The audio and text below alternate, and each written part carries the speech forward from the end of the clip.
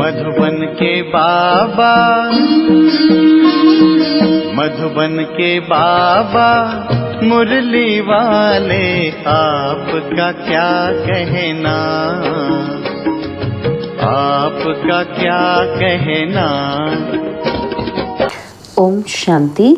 आज 2 अगस्त 2024 के साकार मधुर महावाक्य है। आज मीठे मीठे बाप दादा बोले, मीठे बच्चे, तुम्हारे निजी संस्कार पवित्रता के हैं। तुम रावण के संग में आकर पतित बने, अब फिर पावन दुनिया का मालिक बनना है। बाबा ने कहा, मीठे बच्चे, तुम्हारे निजी संस्कार पवित्रता के हैं। तुम रावण के संग में आकर पतित बने, अब फिर पावन दुनिया का मालिक बनना है। बाबा ने आज प्रश्न पूछा है कि अशांति का कारण और उसका निवारण क्या है। तो उत्तर में बाबा ने समझाया, अशांति का कारण है अपवित्रता। अब भगवान बाप से वायदा करो कि हम पवित्र दुनिया बनाएंगे, अपनी सिविल आई रखेंगे, क्रिमिनल नहीं बनेंगे, तो अशांति दूर हो सकती है।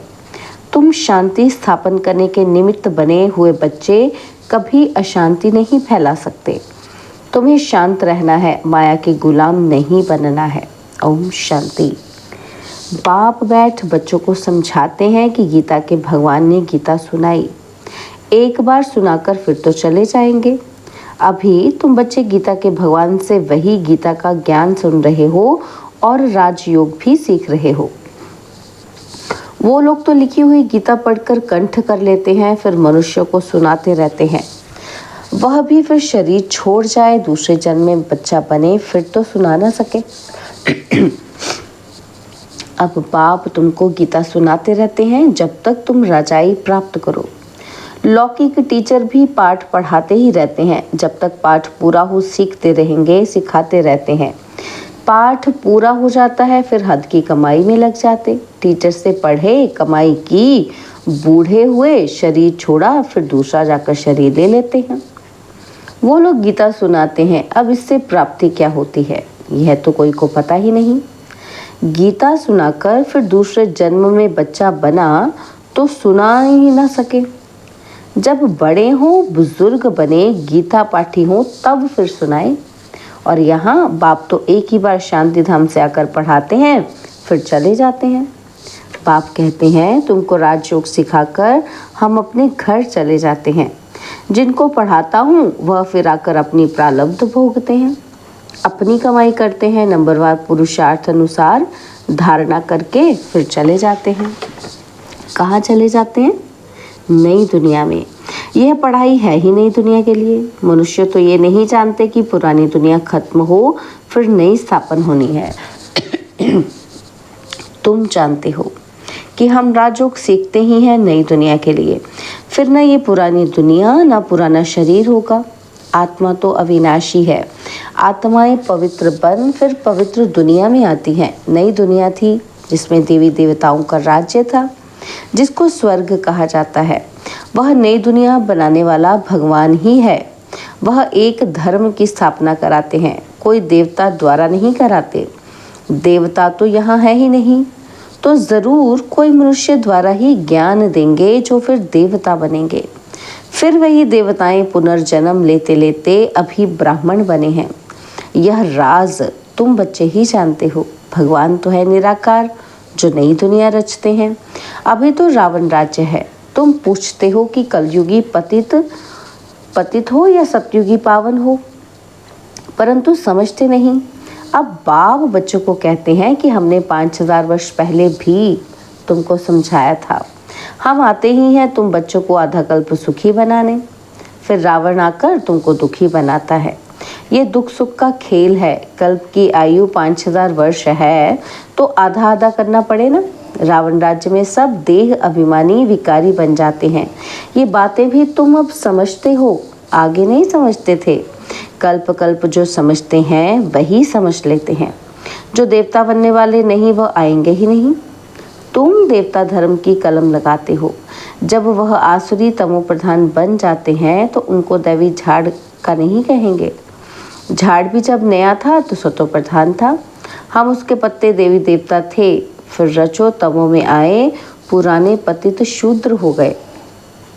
पुरानी दुनिया में पुराने मनुष्य ही रहेंगे, पुराने को फिर से नया बनाना पड़े।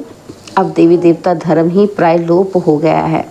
बाप भी कहते हैं जब जब धर्म की ग्लानि होती है तो पूछा जाएगा किस धर्म की ग्लानि होती है, तो ज़रूर कहेंगे आदि सनातन देवी देवता धर्म की।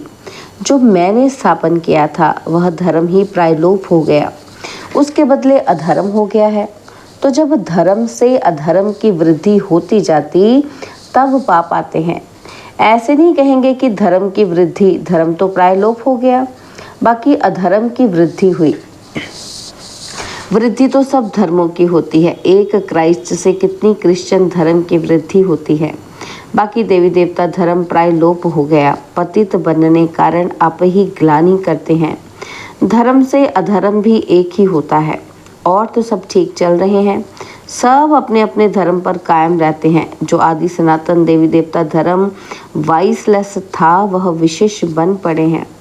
हमने पावन दुनिया स्थापन की, फिर वही पतित शूद्र बन जाते हैं, अर्थात उस धर्म की ग्लानि हो जाती है। अपवित्र बनते तो अपनी ग्लानि कराते हैं, विकार में जाने से पतित बन जाते हैं, अपने को देवता कहला नहीं सकते हैं। स्वर्ग से बदल नरक हो गया है तो कोई भी वाह वाह है ही नहीं, माना पावन ही नहीं है। तुम कितने छीछी पतित बन गए हो। बाप कहते हैं तुमको वाह वाह फूल बनाया, फिर रावण ने तुमको कांटा बना दिया। पावन से पतित बन गए हो, अपने धर्म की ही हालत देखनी है। पुकारते भी हैं कि हमारी हालत आकर देखो, हम कितने पतित बने हैं, फिर हमको पावन बनाओ। पतित से पावन बनाने बाप आते हैं तो फिर पावन बनना चाहिए, औरों को भी बनाना चाहिए। तुम बच्चे अपने को देखते रहो कि हम सर्वगुण संपन्न बने हैं, हमारी चलन देवताओं मिसल है। देवताओं के राज्य में तो विश्व में शांति थी, अब फिर तुमको सिखलाने आया हूँ विश्व में शांति कैसे स्थापन हो, तो तुमको भी शांति में रहना पड़े। शांत होने की युक्ति बताता हूँ कि मेरे को याद करो तो तुम शांत हो। शांति धाम में चले जाएंगे। कोई बच्चे तो शांत रहकर औरों को भी शांति में रहना सिखलाते हैं, कोई अशांति कर देते हैं, खुद अशांत रहते हैं तो औरों को भी अशांत बना देते हैं। शांति का अर्थ नहीं समझते, यहाँ आते हैं शांति सीखने, फिर यहाँ से जाते हैं तो अशांत हो जाते हैं। अशांति होती ही है अपवित्रता से। यहाँ आकर प्रतिज्ञा करते हैं बाबा हम आपका ही हूँ, आपसे विश्व की बादशाही लेनी है, हम पवित्र रहकर फिर विश्व के मालिक ज़रूर बनेंगे। फिर घर में जाते हैं तो माया तूफान में ले आती है, युद्ध होती है ना, और फिर माया के गुलाम बन पतित बनना चाहते हैं। अबलाओं पर अत्याचार वही करते हैं जो प्रतिज्ञा भी करते हैं कि हम पवित्र रहेंगे, फिर माया का वार होने से प्रतिज्ञा भूल जाते हैं। भगवान से प्रतिज्ञा की है कि हम पवित्र बन पवित्र दुनिया का वर्षा लेंगे, हम सिविल आई रखेंगे, अपनी कुदृष्टि नहीं रखेंगे, विकार में नहीं जाएंगे, क्रिमिनल दृष्टि छोड़ देंगे। फिर भी माया रावण से हार खा लेते हैं। तो जो निर्विकारी बनना चाहते हैं उनको तंग करते हैं, इसलिए कहा जाता है अबलाओं पर अत्याचार होते हैं। पुरुष तो बलवान होते हैं, स्त्री निर्बल होती है। लड़ाई आदि में भी पुरुष जाते हैं क्योंकि बलवान है। स्त्री नाजुक होती है, उनका कर्तव्य ही अलग है। वह घर संभालती है, बच्चे पैदा कर उनकी पालना करती है। यह भी बाप समझाते हैं, वहाँ होता ही है एक बच्चा, सो भी विकार का नाम नहीं। यहाँ तो सन्यासी भी कभी कभी कह देते हैं कि एक बच्चा तो ज़रूर होना चाहिए। क्रिमिनल आई वाले ठग ऐसे शिक्षा देते हैं। अब बाप कहते हैं इस समय के बच्चे क्या काम के होंगे, जबकि विनाश सामने खड़ा है, सब खत्म हो जाएंगे। मैं आया ही हूँ पुरानी दुनिया का विनाश करने। वह हुई सन्यासियों की बात, उन्हों को तो विनाश की बात का मालूम ही नहीं। तुमको बेहद का बाप समझाते हैं कि अब विनाश होना है, तुम्हारे बच्चे वारिस बन नहीं सकेंगे। तुम समझते हो कि हमारे कुल की निशानी रहे, परंतु पतित दुनिया की कोई निशानी रहेगी ही नहीं। तुम समझते हो कि पावन दुनिया के थे। मनुष्य भी याद करते हैं क्योंकि पावन दुनिया होकर गई है, जिसको स्वर्ग कहा जाता है, परंतु अब तमो प्रधान होने के कारण समझ नहीं सकते हैं। उन्हों की दृष्टि ही क्रिमिनल है। इसको कहा जाता है धर्म की ग्लानि। आदि सनातन धर्म में ऐसी बातें होती नहीं। पुकारते हैं पतित पावन आओ, हम पतित दुखी हैं। बाप समझाते हैं हमने तुमको पावन बनाया, फिर माया रावण के कारण तुम पतित बने हो। अब फिर पावन बनो। पावन बनते हो, फिर माया की युद्ध चलती है। बाप से वर्षा लेने का पुरुषार्थ कर रहा था, परंतु फिर काला मुंह कर दिया तो वर्षा कैसे पाएंगे। बाप आते हैं गोरा बनाने। देवताएं जो गोरे थे वही काले बने हैं। देवताओं के ही काले शरीर बनते हैं। क्राइस्ट बुद्ध आदि को कभी काला देखा? तो देवी देवताओं के चित्र काले बनाते हैं। जो सर्व का सद्गति दाता परमपिता परमात्मा सर्व का बाप है, जिसको कहते हैं परमपिता परमात्मा अगर लिबरेट करो, वह कोई काला थोड़ी हो सकता है। वह तो सदैव गोरा एवर प्योर है। देवताओं को महान आत्मा कहा जाता है। श्री कृष्ण तो देवता हुआ। अभी तो कलयुग है। कलयुग में महान आत्मा कहाँ से आए? श्री कृष्ण तो सत्युग का फर्स्ट प्रिंस था। उनमें दैवी गुण थे। अभी तो देवता आदि कोई है नहीं।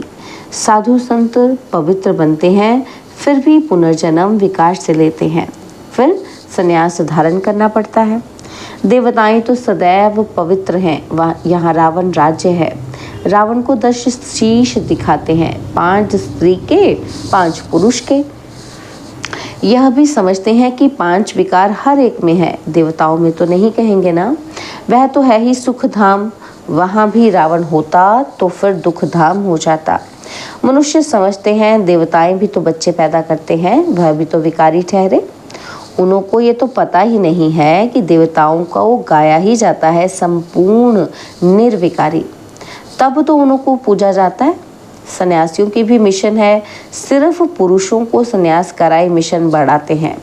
बाप फिर प्रवृत्ति मार्ग की नई मिशन बनाते हैं, जोड़ी को ही पवित्र बनाते हैं। फिर तुम जाकर देवता बनेंगे। तुम यहाँ सन्यासी बनने के लिए नहीं आए हो, तुम तो आए हो विश्व का मालिक बनने।